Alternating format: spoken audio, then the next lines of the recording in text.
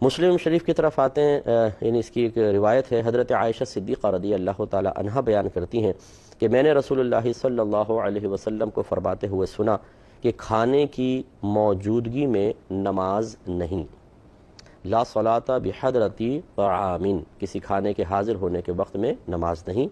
اور نہ اس وقت جب اخبثین کی شدید حاجت ہو۔ اخبثین کہتے ہیں پیشاب وغیرہ کی حاجت، قضاء حاجت پیشاب، یہ جب اس کا شدت اور غلبہ ہو اس وقت سرکار فرماتے ہیں کوئی نماز نہیں۔ اس کا مطلب یہ ہے کہ اگر کھانا موجود ہو اور دل بھی اس کی طرف بہت زیادہ مائل ہو اور نماز کے وقت میں ابھی گنجائش بھی ہے تو پھر حکم شرع یہ ہے کہ پہلے کھانا کھائیں، اس کے بعد نماز پڑھیں۔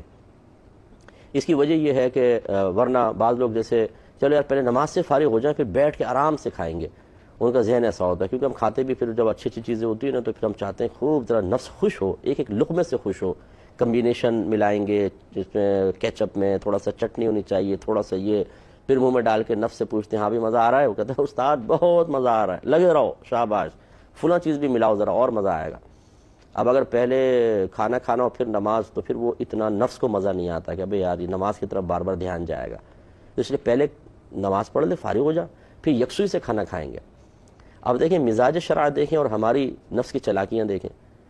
نفس یہ کہہ رہا ہے پہلے نماز سے فارغ ہو جا تاکہ ایک ذمہ داری ہٹ جائے، اب سکون سے کھانا کھائیں گے، اور شریعت یہ کہتی ہے کہ پہلے آپ کھانا کھا لیں پھر سکون سے نماز پڑھیں گے۔ اب ہمیں اس میں فیصلہ کرنا ہے کہ ہم کون ہیں، اللہ اور اس کے رسول کی رضا کے مطابق چلنے والے ہیں یا اپنے نفس کو سکون فراہم کرنے والے ہیں۔ تو اکثر ایسے ہی ہوتا ہے کہ ہم کہتے ہیں کہ یار پہلے نماز سے فارغ ہو جائیں اور ایک طرف سے ذہن فارغ ہوگا نا پھر کھانا کھائیں۔ تو بہرحال یہ کوئی ہمیشہ بری چیز بھی نہیں ہے، جیسے ابھی میں نے آپ کو عرض کیا، اگر بھوک زیادہ نہیں لگ رہی ہے اور نماز کا ٹائم بھی آ گیا تو آپ نے کہا اچھا چلے میں نماز ادا کر لیتا ہوں پھر کھانا کھا لوں گا، یہ جیسے بہنیں ہوتی ہیں۔ ہاں اگر ایسا ہے کہ نماز کا وقت بہت تنگ ہے تو پھر تو واجب ہے کہ پہلے نماز پڑھیں اس کے بعد کھانا کھائیں۔ اور ایک لیکن جو صورت یہاں ذکر کی گئی، اگر بہت زیادہ اشتہا ہے، شدید بھوک لگ رہی ہے اور دل چاہ رہا ہے کہ میں کھانا کھاؤں، اور بعض اوقات کھانا گرم رکھا ہوتا ہے،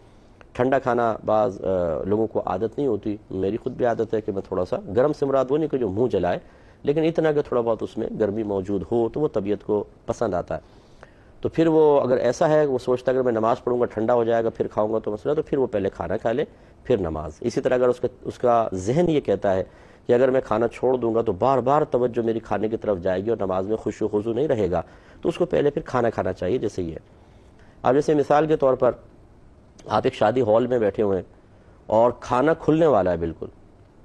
اور آپ سوچتے ہیں یار عشاء پڑھ لوں یا پہلے کھانا کھا لوں،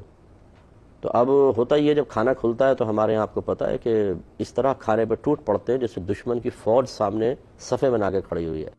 پڑھے لکھے لوگوں کو دیکھا ہے میں نے کہ وہ ایک دوسرے کے اوپر سے ہاتھ ڈال کے اٹھا کے ڈال رہے ہوتے ہیں، اور پھر وہ کھڑے ہو کے تیز تیز اس کو پیٹ میں اتارتے ہیں، صرف 2 لقمے لیتے ہیں، یعنی 2 دفعہ چباتے ہیں اس کو اور اتار کے معدے سے کہتے ہیں بیٹا سب باقی کام تم کرو، میں جلدی جلدی بس سپلائی میں فراہم کروں گا، پیسنا کھانا سب تمہارا کام ہے۔ حالانکہ اصل تو دانتوں کو اللہ نے دیا اسی لیے کہ اس کو چبایا جائے اور اس کو کھانے کو نرم کر کے اتارا جائے، معدے کو وہ کام نہ کرنا پڑے جو دانت کا کام ہے، لیکن ہم ایسے ہی کرتے ہیں۔ تو اب اگر کسی کو یہ گمان ہے کہ اگر میں نماز پڑھنے چلا گیا اور وہاں کھانا کھل گیا تو ڈھکنے جب ہٹتے ہیں اور خوشبو پھیلتی ہے اور لوگوں کے چمچوں کی آوازیں شروع ہوتی ہیں پورے ہال کے اندر، تو پھر نفس کا بے چین ہونا تو ایک لازم امر ہے، پھر کہاں نماز میں مزہ آئے گا، پھر ہوگا اٹھک بیٹھک تیز نماز، اندر سے آواز آئے گی بھائی جلدی کر، تجھے پہلے سمجھایا تھا تو کہاں نماز میں لگ گیا، وہ دیکھ ساری بوٹیاں کھا جائیں گے، اتنے موٹے موٹے مشٹنڈے پڑے ہوئے وہاں پہ، اور پھر آدمی جلدی سے نماز چھوڑ بھاگے یا تیز ادا کرے۔ اب ایسی نماز ہمیں یقیناً وہ نفع نہیں دے سکتی ہے جو ایک خشوع و خضوع والی نماز ہے، اس لیے پہلے کھانا کھا لیں پھر یہ۔ اب سوال یہ پیدا ہوتا ہے جماعت تیار ہے، آپ قریب ہیں مسجد مثال کے طور پہ، آپ نے دیکھا بالکل جماعت تیار ہے اور یہاں کھانا بھی تیار ہے، اب کیا حکم شرع ہوگا؟ اچھی طرح یاد رکھیں ہمارے نبی کریم صلی اللہ علیہ وسلم کا یہ فرمان جماعت کو اور انفرادی طور پر نماز ادا کرنے دونوں صورتوں کو شامل ہے۔ اس لیے فقہا نے فرمایا کہ اگر کھانا تیار ہے اور توجہ کھانے کی طرف بہت زیادہ ہو رہی ہے، اشتہا ہو رہی ہے، جیسے بھوک لگ رہی ہے، کوئی کام کر کے آتا ہے اور ہارڈ ورکنگ کرتا ہے، بہت زیادہ بھوک لگ رہی ہے، تو یہ کھانے کی موجودگی ترک جماعت کے لیے عذر بن سکتی ہے۔ خصوصاً بیان فرمایا گیا کہ اگر کوئی شخص گرم روٹی کھانے کا عادی ہے اور ٹھنڈی چبانے میں اس کو تکلیف ہوتی ہے تو یہ ترک جماعت کے لیے عذر ہے، یاد رکھیں، وہ کھانا کھائے اپنے پھر جا کے جماعت میں شامل ہو۔ تو اس لیے ہمیں یہ فیصلہ کرنا ہے کہ کس طریقے سے ہمیں کس چیز کا انتخاب کرنا ہے۔ ایک اور مثال دیکھیں کہ بعض ہماری بہنیں ایسی ہوتی ہیں کہ جو بہت سخت دن بھر میں کام کرتی رہتی ہیں، اور عشاء کی نماز خاص طور پہ ان کو ذرا طویل محسوس ہوتی ہے کہ 17 رکعتیں ہیں۔ میں یہ کوئی خدا نخواستہ سستی کی ترغیب نہیں دے رہا ہوں، لیکن اپنی بہنوں کو صرف میں سمجھا رہا ہوں کہ بعض بہنیں ہماری اس طرح سوال کرتی ہیں کہ مفتی صاحب سارا دن تھک جاتے ہیں اور پھر 17 رکعتیں سستی آ جاتی ہے نماز میں۔ ان کے لیے میری گزارش ہے، کبھی اگر ایسا ہو، ہمیشہ نہیں کیجیے گا، کبھی اگر ایسا ہو کہ سستی آ رہی ہے تو عشاء سے پہلے کی 4 سنتیں چھوڑ دیں، اور آگے کے جو 4 نفل ہیں، 4 سنت، 4 فرض، 2 سنت، 2 نفل، 3 وتر، 2 نفل پڑھتے ہیں نا، یہ جو آخر کے 4 نفل یہ بھی چھوڑ دیں، تو 8 رکعت تو آپ کی ہٹ گئی، باقی 9 رکعتیں رہ گئی، وہ آپ ادا کر لیں۔ 4 اس میں فرض ہیں، 3 وتر ہیں، اور 2 بیچ کی سنت ہیں، کیونکہ وہ سنت مؤکدہ ہیں، تو یہ آپ کو نماز تھوڑی کم محسوس ہوگی۔ اور ان جو سنت غیر مؤکدہ اور نوافل کو آپ نے ترک کیا، اس میں کوئی گناہ نہیں ہے، لیکن پہلے میں نے وضاحت کر دی، وہی کرے کہ جس کو جو تھکا ہوا ہے بہت زیادہ، اور اگر یہ رعایت اس کو نہ ملے تو نفس فرائض کی ادائیگی میں بھی سستی کا شکار نظر آتا ہے، تو اس کو ترغیب دینے کے لیے کہ چلو ہم یہ چھوڑ دیتے ہیں، اتنی تو پڑھ لے، تو نفس خوش دلی کے ساتھ مائل ہو جاتا ہے۔ تو اب یہ ہوتا یہ ہے کہ ہماری بہنیں تھکی ہاری ہوتی ہیں، تو وہ کہتی ہیں کہ چلو اب اگر پہلے کھانا کھانے کی طرف آئیں تو ایک تو پہلے تھکا ہوتا ہے آدمی، پھر جب کھانا کھاتا ہے تو بعضوں کی عادت ایسی ہے، اور میری بھی ایک ساتھ اگر میری نیند کا ٹائم ہو خاص طور پہ کہ کھانا کھانے کے بعد نیند بہت سخت قسم کی چڑھنا شروع ہوتی ہے، تو وہ بعض ہماری بہنیں کہتی ہیں کہ مفتی صاحب پھر سستی آ جاتی ہے بہت زیادہ شدید قسم کی، اور پھر نماز پڑھنا دشوار ہو جاتا ہے۔ تو اگر ایسی صورتحال ہو کہ آدمی یہ سمجھتا ہے کہ اگر میں کھانا کھاؤں گا پھر تھوڑی دیر میں بیٹھوں گا کہ چلو تھوڑی دیر کھانا ہضم ہو پھر میں نماز شروع کروں، تو بعض اوقات تو نماز کے لیے سستی آ جاتی ہے، اور نفس و شیطان ایسے غالب آ جاتے ہیں کہ پھر دل یہ چاہتا ہے تھوڑی دیر لیٹ بھی جاؤں، تھوڑا سا ذرا آرام کر لوں، پھر نماز پڑھ لوں گا، اور اس میں کبھی کبھار نماز نکل جاتی ہے۔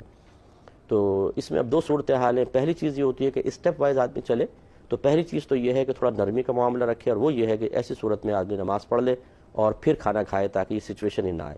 جب یہ تھوڑا سا آپ کا عادت بن جائے، اس کے بعد اپنے آپ کو ہمیشہ پھر ایک اسٹیپ آگے لے کے جانا چاہیے، کہ اب یہ نہیں کہ جو نفس کہہ رہا ہم اسی کے مطابق اپنی صورتحال بنائیں، بلکہ کوشش یہ کرنی چاہیے کہ صورتحال وہ بنائیں، ماحول وہ اختیار کریں، یا اپنے اطراف میں ماحول وہ کریٹ کریں جو اللہ تعالیٰ اس کے رسول چاہتے ہیں۔ لہٰذا جب کچھ عرصے آپ ایسا کیا آپ نے، اب آپ نفس کو اس طرف مائل کریں کہ نہیں پہلے کھانا کھائیں گے، کیونکہ ہمارے آقا صلی اللہ علیہ وسلم کا فرمان ہے، اور اس کے بعد لیٹوں گا نہیں بالکل، یا لیٹوں گی نہیں، تھوڑا سا ٹہل کر ہلکا پھلکا سا، جیسے کھانا کھانے کے بعد تھوڑی دیر آپ بیٹھیں، پھر علماء نے فرمایا کہ کچھ تھوڑی دیر چہل قدمی کر لیں اگر آپ کو بوجھ محسوس ہو رہا ہے کھانا کھانے سے، اور پھر تازہ وضو کر کے اپنے آرام سے نماز پڑھیں۔ تو خلاصہ کلام یہ ہے کہ اب ہر ایک اس کے بارے میں فیصلہ کر سکتا ہے کہ اسے کس ترتیب سے چلنا چاہیے تاکہ اس کا معاملہ کھانے کا اور نماز کی خشوع و خضوع کا یہ دونوں اپنی جگہ قائم رہیں۔ اور دوسرا سرکار نے شاید فرمایا نہ اس وقت کوئی نماز پڑھے کہ جب پیشاب وغیرہ کی شدید حاجت ہو۔ اس میں بھی بعض اوقات ایسا ہوتا ہے کہ تھوڑا بہت پیشاب آ رہا ہوتا ہے، آدمی کو احساس ہو رہا ہوتا ہے، کیونکہ ہمارے دماغ میں گھنٹی بجتی ہے، ہمارا دماغ ہمیں ہر چیز کی اطلاع دے رہا ہوتا ہے، اس کا پورے جسم سے کنیکشن ہوتا ہے، رابطہ ہوتا ہے کہ بھئی اب پیشاب کی شدت ایک ہلکی سی سٹیج پر ہے، اور کچھ دیر بعد یہ بڑھے گی، وہ ہمیں خود اپنی طبعی کیفیات کا پتہ ہوتا ہے۔ اب آدمی کا وضو ہے اور پیشاب ہلکا ہلکا آ رہا ہے، اور اس کو امید ہے کہ اگر میں نماز شروع کروں گا اس میں تیزی آ جائے گی، جیسے 2-3 گلاس پانی پی لیا، اب وہ پیشاب کے ہلکے کی حاجت شروع ہوئی، اگر 5-7 منٹ اور نکل جائیں اس حاجت میں شدت آ جائے گی۔ تو اب شریعت یہ نہیں چاہتی کہ انسان اللہ تبارک و تعالیٰ کی بارگاہ میں کھڑا ہو، کہ لوگوں کی نگاہ تو ہمارے ظاہر پر ہے لیکن اللہ تبارک و تعالیٰ سے ہمارا باطن بھی پوشیدہ نہیں، ہمارے جذبات، ہمارے احساسات، ہماری فیلنگ، ہمارے ذہن میں آنے والے خیالات، ہماری طبیعتوں کا بدلاؤ، ہمارا رب ان کا خالق بھی ہے، مالک بھی ہے، اور ان کا عالم بھی ہے، اللہ تعالیٰ ہر چیز کو جانتا ہے۔ اب ہم نے تکبیر لگائی، لوگ تو دیکھ رہے ہیں بڑے خوش و خضوع سے نماز پڑھ رہا ہے، لیکن ذہن کے اندر چل رہا ہے پیشاب بہت زور سے آ رہا ہے، جلدی بس جلدی نماز ختم ہو جائے تو میں جا کے پیشاب کروں گا۔ اور اسی طرح جماعت سے نماز پڑھ رہے ہیں، امام صاحب نے لمبی قرات کر دی، پھر سوچ رہے ہیں بھئی یار یہ امام صاحب کو بھی بڑی لمبی لمبی صورتیں یاد آ گئیں آج تو بھائی اسی لیے تو شریعت نے کہا تھا، ہمارے نبی کریم صلی اللہ علیہ وسلم نے اسی لیے تو ارشاد فرمایا کہ پہلے ان چیزوں سے فارغ ہو جائیں، ورنہ حالت نماز میں جبکہ توجہ اللہ کی طرف ہونی چاہیے، استغراق اخروی امور کی طرف ہو، اور ہم نماز پڑھتے ہوئے پیشاب پیشاب پیشاب یہ ذہن کے اندر آ رہا ہو، یقینی سی بات ہے کہ یہ قطعاً غیر مناسب ہے۔ اگر آپ دنیاوی کسی افسر کے سامنے کھڑے ہو اور سوچ رہے ہیں کچھ کھڑے ہوئے، اور وہ کہے کیا سوچ رہے ہو، آپ کہیں یہ پیشاب کے بارے میں سوچ رہا تھا، ٹھیک عجیب سے لگے گا نا، بولے گا یار تم میرے سامنے کھڑو کے پیشاب کے بارے میں سوچ رہے ہو۔ اب آپ سوچئے جب اللہ تبارک و تعالیٰ کی بارگاہ میں حاضر ہوں، اور وہاں پیشاب کے بارے میں توجہ ہو، کسی اور گندگی کی طرف توجہ ہو، تو کس قدر بری چیز ہے۔ اسی لیے فرمایا پہلے اخبثین کو ختم کریں۔ اس میں حکم شرع یہ ہے کہ اگر جماعت بھی تیار ہے اور انسان کو پیشاب کی حاجت ہو رہی ہے، جماعت کی فکر نہ کرے، پہلے جا کے آرام سے استنجا وغیرہ سے فارغ ہو، پھر وضو کرے، پھر اگر جماعت مل جائے ٹھیک، نہیں ملے گی تو یہ ترک جماعت کے لیے عذر تھا، یہ گناہ گار نہیں ہوگا، اور یہ نماز اس کی بہت اچھی اور کامل کہلائے گی۔ امید ہے کہ انشاءاللہ ہمارے بھائی بہن اس پہ توجہ